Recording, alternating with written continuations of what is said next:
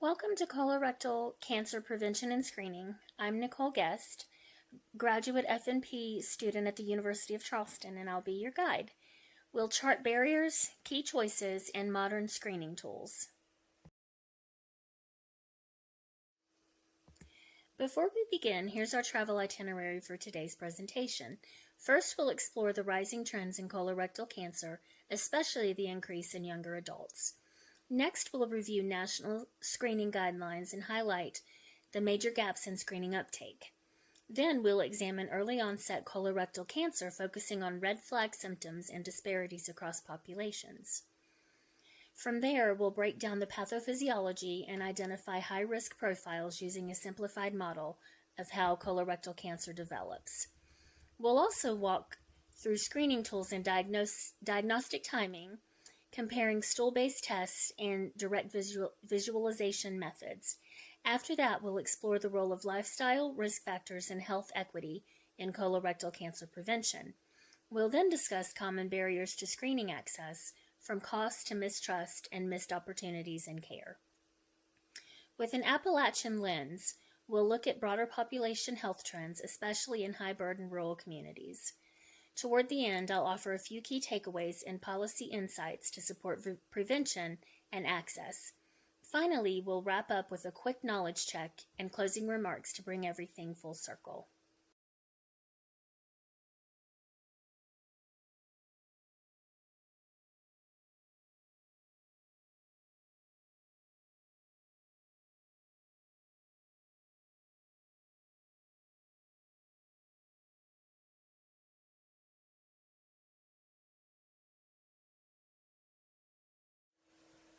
So let's start our journey. Our first stop is incidence, and this is where the alarm bells are ringing. According to the American Cancer Society, an estimated 107,000 colon and 47,000 rectal cancers are projected to be diagnosed in the United States in 2025. That's about 154,000 new cases in total. And this rising burden is being driven by a troubling shift. Incidence rates in adults under 50 have doubled over the past 25 years. In contrast, incidence has gone down in older adults due to more consistent screenings. Next, we come to mortality. The American Cancer Society in 2025 projects that about 52,900 people will die from colorectal cancer this year alone. But there is a bright spot. Thanks to earlier detection and improved treatments, colorectal cancer death rates have dropped by about 1/3 since 1991, a statistic echoed by Siegel et al.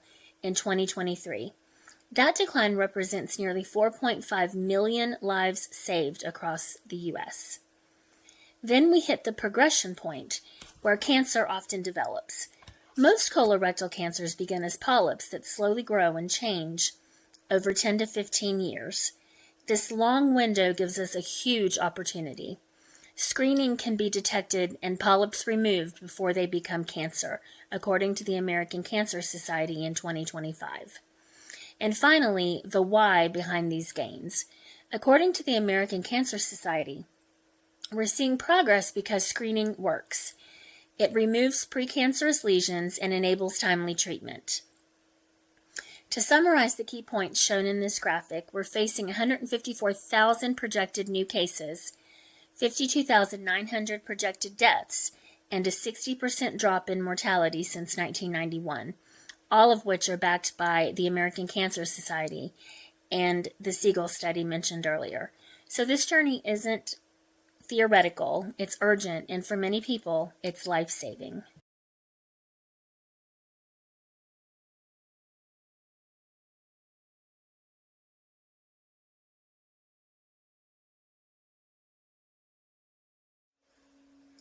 What we see on the surface are barriers like cost and underinsurance. The American Cancer Society in 2023 notes that these are often reflected in claims data, billing records, or direct patient reports.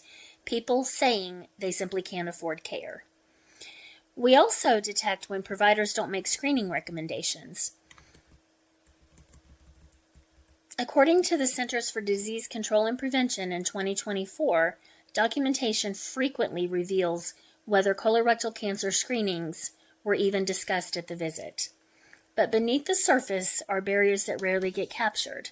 The American Cancer Society in 2023 emphasizes that cultural beliefs and medical mistrust, particularly in historically marginalized populations, can prevent patients from accepting or completing screenings even when it's free.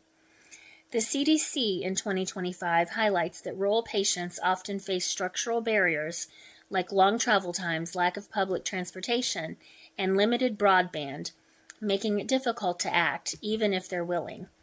And one of the deepest invisible barriers is low health literacy. Many patients don't know that screening begins at age 45 and how to complete at-home tests like the fecal immunochemical test or the FIT. The ACS in 2023 underscores that these gaps often go unrecognized in clinical records. So we must address both the visible and hidden layers. That means improving insurance navigation and provider reminders, but also implementing solutions like mailed FIT kits, trusted community messengers, and transportation support, strategies that go beneath the surface to meet people where they are.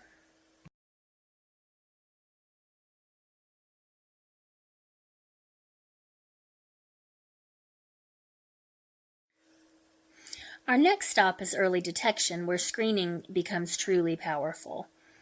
First, let's start with national goals.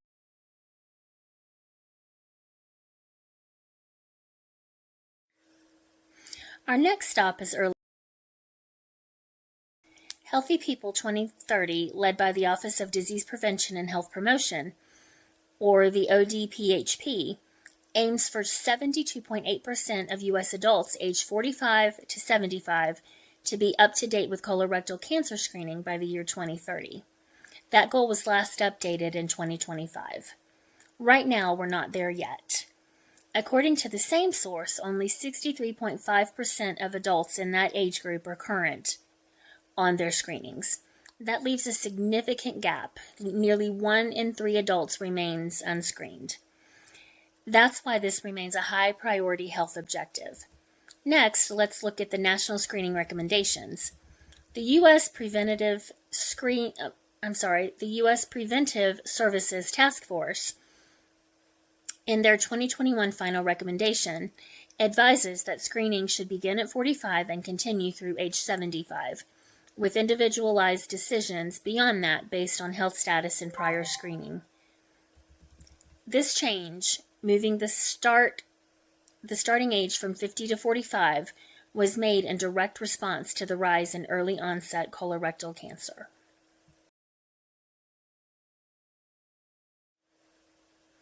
Now let's walk through the path colorectal cancer takes in the body. Like travelers passing through a series of airport checkpoints, some cells get cleared, others get stopped. We begin with healthy cells in the colon lining. The American Cancer Society 2023 explains this is where colorectal cancer begins. Sometimes small growths called polyps appear. These form slowly over 10 to 15 years. That long delay makes this the ideal checkpoint for early screening. That timeline comes from the U.S. Preventive Services Task Force 2021. I don't know why that's so hard for me to say. If we catch a polyp early, we can remove it before cancer starts. Again, the U.S. Preventive Services Task Force 2021 confirms that removing polyps through colonoscopy prevents colorectal cancer.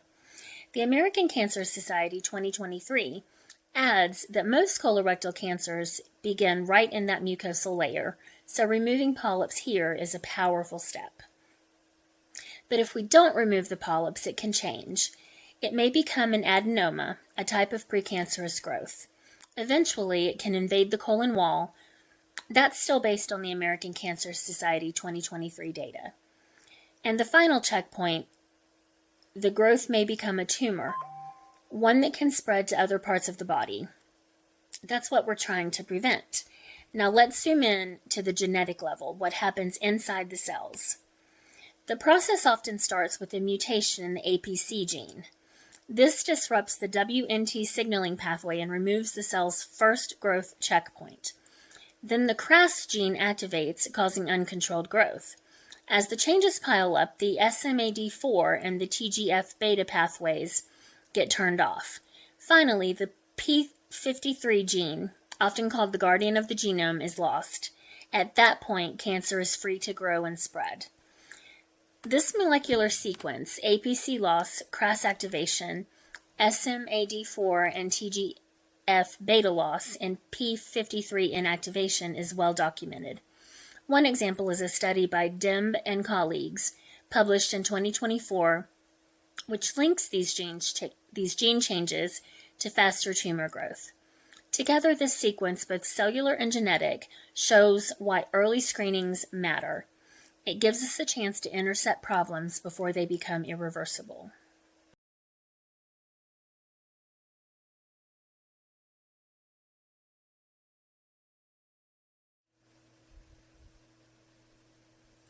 Welcome aboard GATE Early Onset CRC, or EOCRC for short. On the Global Departure Board, early onset colorectal cancer is now a worldwide concern. Sung and colleagues, The Lancet Oncology, 2023, report that 27 of 50 countries are seeing rising incidence in adults under 50. At our U.S. terminal, the passenger mix is getting younger. The American Cancer Society 2025 and Siegel and colleagues 2023 show that the share of diagnoses under 55 has nearly doubled, from about 11% in 1995 to about 20% today. But not every terminal moves at the same speed. The American Cancer Society 2023 through 2025 highlights Appalachia, the South, and parts of the Midwest as areas with widening racial and economic barriers, places that need priority boarding for prevention and timely care. On the left, you can see that the international routes where growth is steepest, with notable surges in South America and Eastern Europe.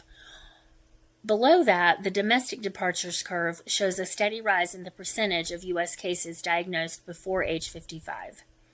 Bottom line, don't let symptoms miss their connection. Evaluate early in younger adults and expand equitable access to screening and treatment so every traveler gets to a safer destination on time. As we write up the steps in the predominant theories regarding early onset CRC, the first step is birth cohort risk. Murphy and Zaki, Nature Reviews Gastroenterology and Hepatology, 2023, report that people born after 1950s carry higher colorectal cancer risks than earlier cohorts, pointing to early life exposures like childhood diet and environment as likely drivers. The second step, the microbiome checkpoint. In Nature 2025, D.S. Gay and colleagues show that colobactin, a toxin from certain E. coli, leaves a distinct DNA signature that appears more often in early onset tumors, especially in patients diagnosed under 40, suggesting early life exposure stamped into the genome. The third step, onboard choices.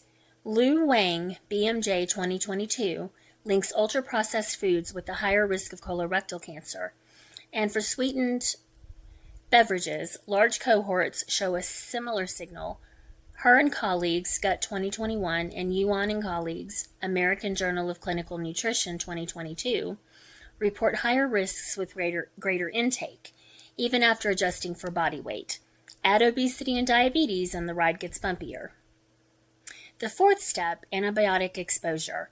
The National Cancer Institute's Cancer Currents in 2025 highlights microbiome disruption as a leading hypothesis for early onset cancers, and Jiang and colleagues, International Journal of Cancer 2023, associate early life antibiotic use with higher risk later on. The fifth step, inherited risk. While most cases are sporadic, the Lancet Gastroenterology and Hepatology in 2024 and 2025 notes that about 1 in 6 to 1 in 5 early onset cases carry germline mutations, roughly 17%, aligning with prior studies in JAMA Oncology and Gastroenterology. Taken together, these 5 steps, birth cohort effects, microbial toxins, lifestyle patterns, antibiotic-mediated dysbiosis, and inherited risk, explain why more younger adults are showing up at the gate with early onset colorectal cancer.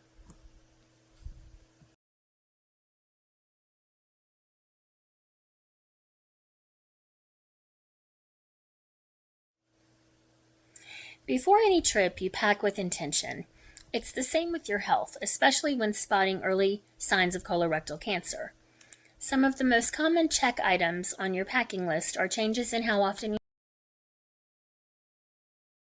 you have bowel movements, blood in or on the stool, abdominal discomfort, fatigue, and unexplained weight loss. It's equally important to know that colorectal cancer can be a silent traveler early on.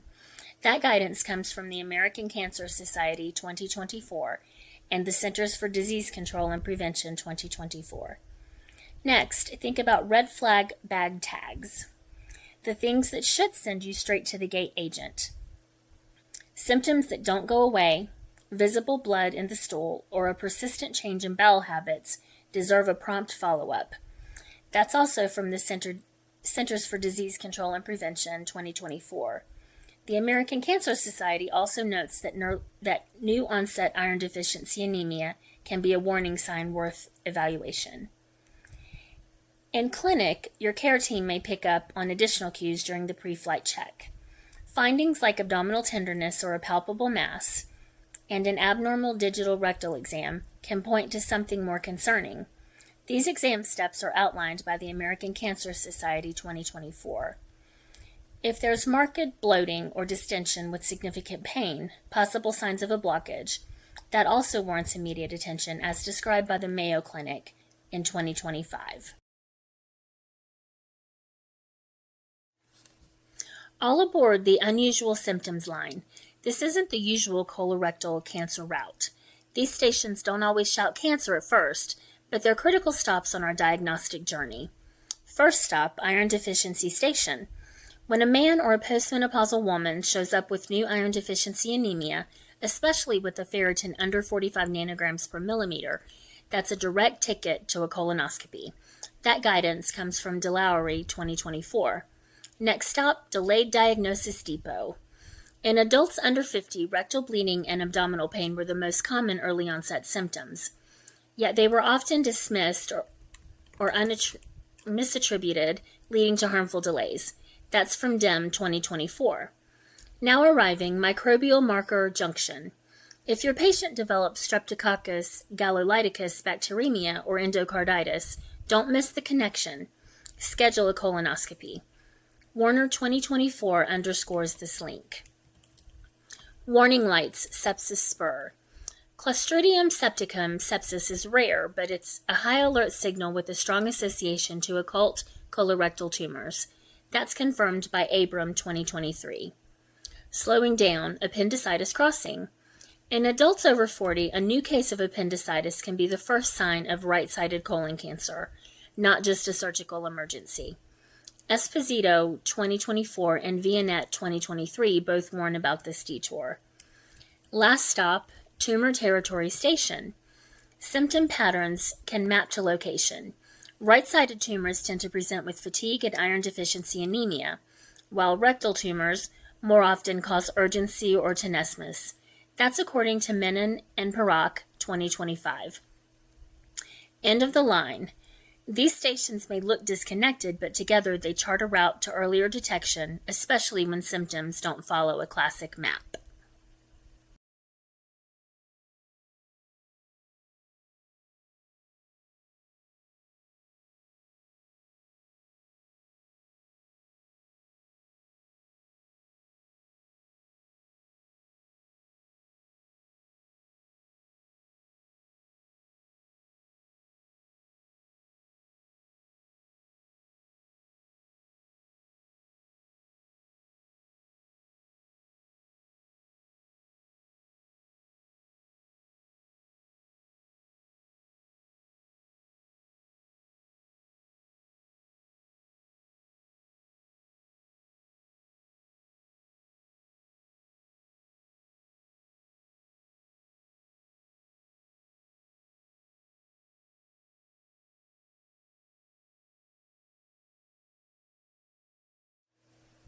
Here's your screening itinerary for average risk adults.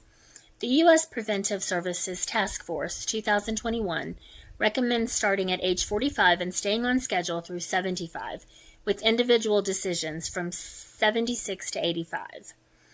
Do annual fecal immunochemical testing, that's FIT, once a year. Supported by Lin and colleagues, 2021. You can also choose the multi-target stool DNA FIT test every 1 to 3 years, again per Lin, 2021. Colonoscopy every 10 years, CT colonography every 5 years, or flexible sigmoidoscopy every 5 to 10 years with annual FIT. That combination is outlined by the U.S. Preventive Services Task Force 2021 and the Centers for Disease Control and Prevention 2025. If any non-colonoscopy test is positive, that's a ticket to a diagnostic colonoscopy. That's guidance from the American Cancer Society 2024. Yes, colonoscopy has small risks, like bleeding or perforation in a very small number of procedures, but systematic reviews show the benefits of screening far outweigh the harms. That's Chubak and colleagues, 2025. Bottom line for this calendar, start at 45, stay at the cadence, and after 75, make an individual plan with your doctor, so your journey stays on time and on track. Before we set sail, we scan the horizon for early warning flags. Family history. Start screening at age 40, or 10 years before the youngest affected first-degree relative. If that relative was under 60, or if there are 2 or more first-degree relatives with colorectal cancer, screen every 5 years. That comes from the American College of Gastroenterology, 2021. Inflammatory bowel disease. Begin surveillance about 8 years after the onset of colitis or Crohn's colitis, and repeat 1 to 3 years based on risk. That's the National Comprehensive Cancer Network, 2024, and the British Society of Gastroenterology, 2025. Hereditary syndromes. For conditions like Lynch syndrome or familial adenomatous polyposis, start younger and sail more often, following a personalized plan from your genetics team. That's from the NCCN 2025. Prior abdominal or pelvic radiation. Begin screening at age 30 or 5 years after treatment, whichever comes later. This guidance comes from Hampton and Vora 2021 and St. Jude 2022. Abnormal non-colonoscopy test. Head for the lighthouse. If a stool test, CT colonography, or sigmoidoscopy is positive, do not repeat the same test. Navigate directly to a colonoscopy. That directive comes from the American Cancer Society, 2024.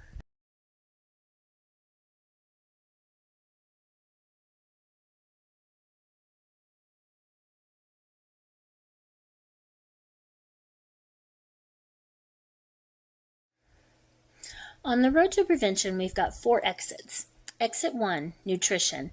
Go plant forward. More fruits, vegetables, and whole grains. Less red, processed, and ultra-processed foods.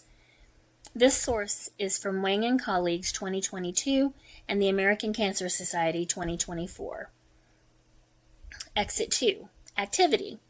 150 minutes per week links to about 15 to 20% lower colorectal cancer risk. This comes from Moore and colleagues 2023. Exit 3, weight. Healthy weight helps keep the route smooth. Source, the American Cancer Society 2024, or the ACS. Exit 4 are substances. Limit alcohol and avoid tobacco.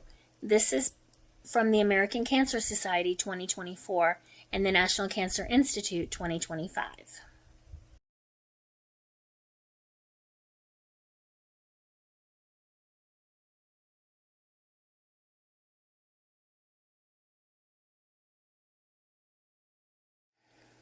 On the mountain trail through Appalachia, we hit several obstacles. First, a hazard zone. Colorectal cancer incidence and mortality run higher than the U.S. average, as reported by Henley and colleagues in 2020, and confirmed by the American Cancer Society in 2023. Next, a no supplies waypoint. Many towns are food deserts where fresh produce is scarce and processed foods dominate, documented by the Appalachian Regional Commission in 2023. Ahead is a bridge out. Long travel distances for care are common for rural residents, described by Halverson and colleagues in 2021. Then, the gear checkpoint.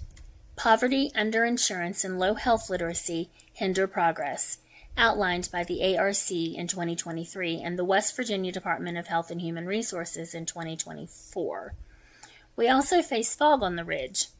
Mistrust, fatalism, and stigma that delay care, first mapped by Behringer and Friedel in 2006 and reinforced by more recent rural health studies. The way forward is Base Camp Clinic. Use patient navigation, local clinics, and mobile options, telehealth to shorten the miles, and tailored education so people can reach screening earlier and outcomes can improve.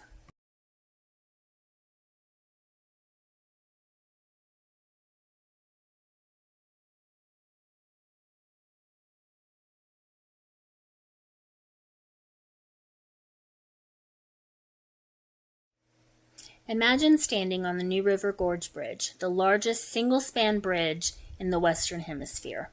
Now picture what it means to cross from disparity to access. In West Virginia, several programs act as load-bearing supports beneath that bridge, holding up the communities most at risk for falling through the cracks of our healthcare system. The West Virginia Department of Health and Human Resources runs the Breast and Cervical Cancer Screening Program, which connects eligible patients to colorectal screening navigation.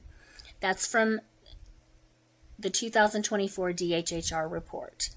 The West Virginia Colon Cancer Screening Program, also reported in 2024, helps adults between ages 45 and 75 to access low-cost or free colonoscopies.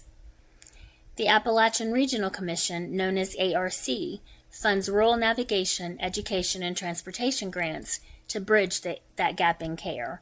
This was detailed in their 2023 reports.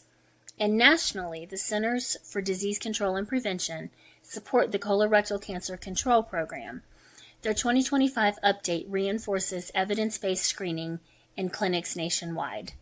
Together, these programs don't just make screening possible, they stabilize the entire structure for vulnerable populations across Appalachia. Okay, this is your final boarding call. 4 moves to stay on course. 1. Check in on time. Start screening at 45, keep going through 75, then individualize after that. And start sooner if you're higher risk. 2. Choose your route. Yearly FIT or stool DNA FIT every 1 to 3 years or go straight to visualization.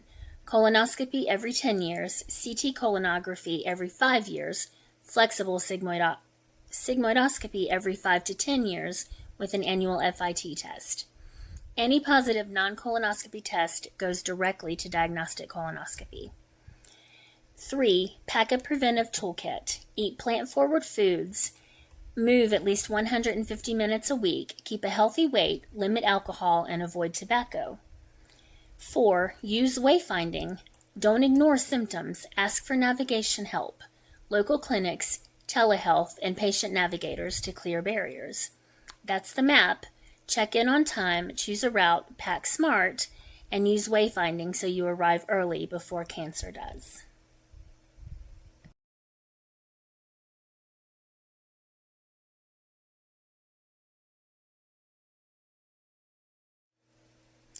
Before we move on to the question portion of this adventure, I want to share why this journey matters to me. In 2020, I was diagnosed with stage 3 rectal tumor. Overnight, my itinerary changed. Radiation, then chemo, then a surgery that nearly took my life. I had to relearn basics most travelers take for granted: walking, eating, speaking, and caring for myself. If I didn't type this out, I'd lose my composure, so bear with me. If I had known then about the rise in early onset colorectal cancer, and if the right resources and navigation had been in my hands sooner, my route might have looked different. That's why I'm passionate about early intervention, equitable access, and not dismissing symptoms in younger adults especially. This presentation is my map for others. Check in on time, choose a route, pack the prevention toolkit, and use wayfinding so no one else misses a critical connection. Thank you for letting me share my story. Now let's move on to your pop quiz. Okay, we're almost at the end. Final boarding check, 3 quick questions. I'll read each one and then I'll reveal the answer. Question 1. At what age does the U.S. Preventive Services Task Force recommend starting average risk screening, and until what age is it routinely beneficial? Question 2. For adults younger than 50, which symptoms are the strongest red flags for early onset colorectal cancer? Question 3. According to Healthy People 2030, what percentage of adults aged 45 to 75 should be up to date with CRC screenings? So for question 1, our answer is B. We start at 45 and continue through 75. After that, we individualize from 76 to 85. That's from the USPSTF 2021. Question 2. The correct answer is A. Rectal bleeding and abdominal pain are the power signals. That comes from Dem and colleagues 2024. Question 3. The correct answer is C. 72.8%. That's the HP 2030 target from the ODPHP 2025.